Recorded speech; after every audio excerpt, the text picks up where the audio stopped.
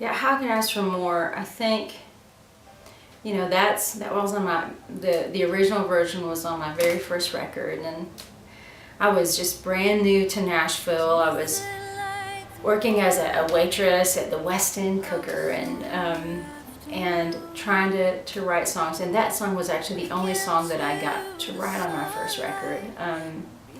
And I think the story of that song was that I was kind of fearful that maybe that they weren't gonna do the record on me, that I wasn't gonna be able to have a record come out, because I kept writing songs to fill this slot. They asked me to write something that was like my heart, so that people could identify me.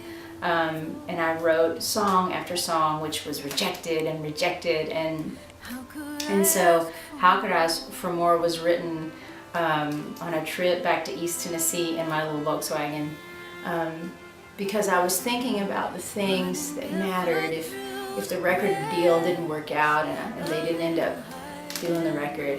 What did I have in life that really still mattered? And I think that the things in that song, simple things of that song. I think the heart of that song has stayed with me through the whole year, all the years of being a writer and an artist. And I've had a lot of people talk to me about that song and that it reminds them of the things that matter.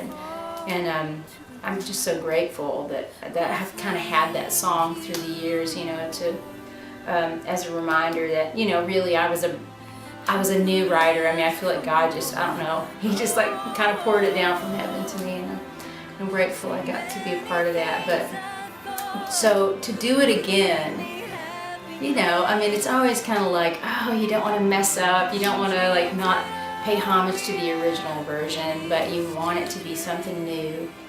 And the original was cut on a grand piano on Music Row, this beautiful, humongous Steinway, and it was just vocal and piano and a pad. And so the good news was it was kind of easy to go, all right, well, I guess we could build up instead of going farther down. So I chose the upright instead of a Steinway, and slightly out of tune.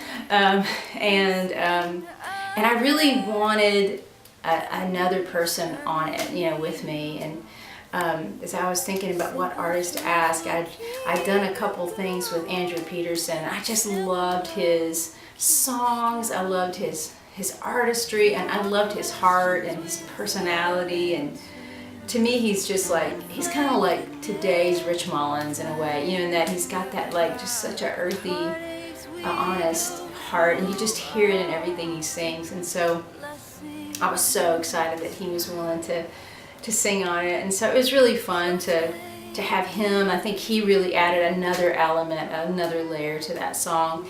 And then we just Travis Patton, who plays with me on the road and is a beautiful string arranger. I did a beautiful string arrangement for that. And Kyle Buchanan, my co-producer, played some dobro, and John Roberts, who also travels with me, played some mandolin, and it was great. And it was really great to use my players that I use on the road on the record, because a lot of times it's like you use the Nashville Cats, but you've spent your years making music with these people, so it's really cool to have them on the record, and they're fantastic.